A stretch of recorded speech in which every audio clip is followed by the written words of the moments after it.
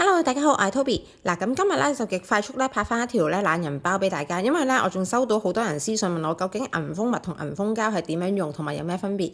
咁我就拍一條懶人包嘅介紹短片俾大家啦。如果你係有喉嚨痛、有痰唔舒服、咳得好犀利嘅，咁咧你就揀銀蜂膠。咁咧你就打開佢，就咁樣用一罐滴落自己喉嚨度，咁基本上用咁樣嘅份量一罐咧就已經 OK 㗎啦。大概你滴完之後3到5分鐘左右啦，咁你喉嚨痛咧就完全會冇晒，即時消到嘅個效果係。如果你有感冒症狀覺得自己就嚟病咁咯喎，咁你就可以飲翻銀蜂蜜。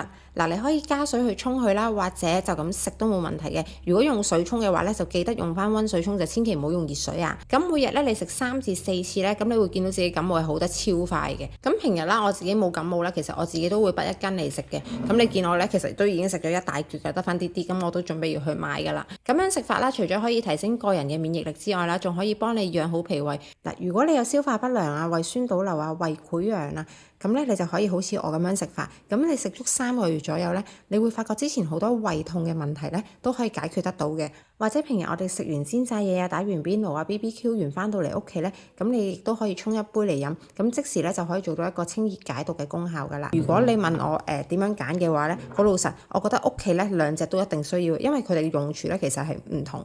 呢一個咧就係幫你可能感冒症狀啊，或者攞嚟養生去用嘅。而呢個銀蜂膠啦就好似一個特效藥咁樣啦。咁如果你真係突然間喉嚨好唔舒服啊、好痛啊、咳到瞓唔到覺啊，即時滴佢咧，呢個3分鐘咧就會即刻見到有效果㗎啦。所以你問我嘅話咧，我就絕對答你呢2隻咧屋企咧都必須係備定嘅。咁今日嘅懶人包分享係咁多先。咁如果你哋仲想知詳細少少啊，佢裡面係點樣成分啊、各樣那樣啦，咁就可能要睇翻上一條片啦，或者你哋可以再 WhatsApp 我去問翻嘅。咁今日嘅分享係咁多先，拜拜。